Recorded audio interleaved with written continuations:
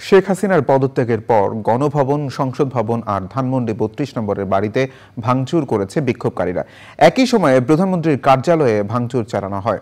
ভাঙচুর চলে আওয়ামী অফিস, বিভিন্ন টিভি ভবনেও। পান্থ রহমান জানাচ্ছেন বিস্তারিত। পদ ছেড়ে দিয়ে শেখ হাসিনার পদত্যাগের খবর চাউর হতেই রাজধানী ঢাকা জুড়ে স্লোগানে মুখর হয় আন্দোলনকারী ও জনতা। জাতির উদ্দেশ্যে সেনাবাহিনী প্রধানের ভাষণের আগেই প্রথমে শাহবাগ এবং পরে খবর পেয়ে সবাই হাঁটতে থাকে গণভবনের দিকে।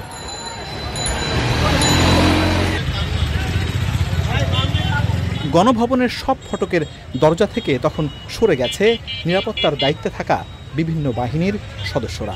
একরকম ফাঁকা গণভবনে ঢুকে পড়ে সাধারণ মানুষ।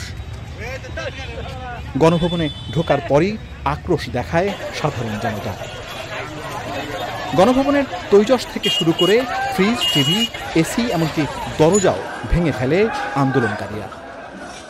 পরে যে যার মতো গণভবনের জিনিসপত্র নিয়ে বের হয়ে যেতে থাকে মানুষ। যদিও বের হওয়ার পথে আন্দোলনকারী শিক্ষার্থীরা গণভবনের বিভিন্ন গেটে আটকে দেয় বেশিরভাগ জিনিসপত্র। শিক্ষার্থীদের আহ্বান ছিল বিজয় দেখার জন্যেই গণভবনে আসা, লুটের জন্য নয়।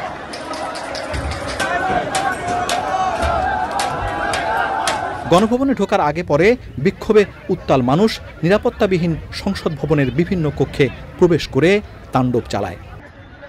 গণভবন, সংসদ ভবন ছাড়াও ধানমন্ডি ৩২ নম্বরের বাড়ি এবং আওয়ামী লীগের বেশ কয়েকটি অফিসে ভাঙচুর করে বিক্ষোভকারীরা।